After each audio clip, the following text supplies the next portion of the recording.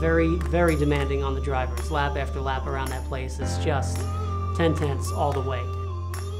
It seems like you always see something crazy happen at Petites. You know, things you don't even expect to happen. If you know what you're doing and you can commit yourself and you trust your car, that you can really make some good gains.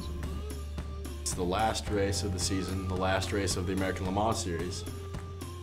I think you'll see a lot of people come out to try and win the very last ALMS race.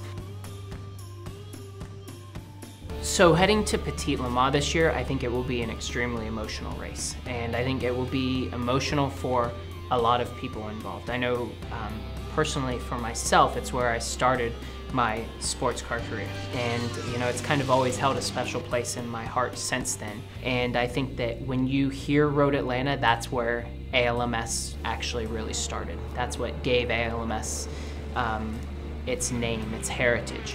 And it will be a little bit sad for that to be over. You know, we will turn to a new chapter. The pages will continue, they will keep evolving, but it will be sad to see this side of it go. Petit is always a special race, obviously, for everyone in this paddock, and certainly with it being, you know, kind of the last of the ALMS sanction, kind of the end of an era, so to speak. You know, it's going to be, I guess, emotional for a lot of people. It's going to be, you know, start of a new chapter, end of one, and I'm looking forward to it. You know, it's a place I'd love to win. You know, it's a really cool event. I mean, it's just so much fun to go out there. You know, the night is so dark there. It seems like there's not very many track lights, so it's a really challenging race, and it seems like you always see something crazy happen at Petites. You know, things you don't even expect to happens.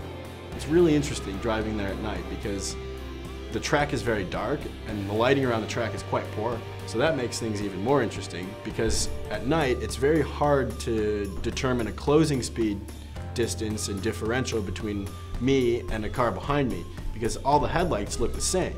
Whether it's 10 feet behind me or 20 feet behind me or 200 feet behind me, it's the same brightness and you can't tell how far someone is behind you.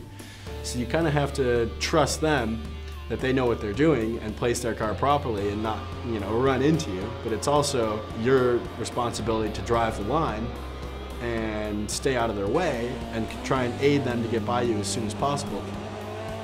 It's one of the great endurance races where the team really has to be 100% on its game, and those kind of races have in the past played into the hands of Corvette racing. It's really usually very well prepared for the longer races.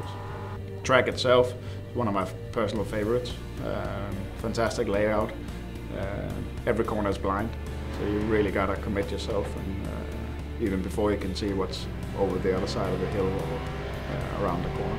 There's a ton of passing opportunities, but it is a track that I think is, you know, it probably helps the brave drivers, I would say.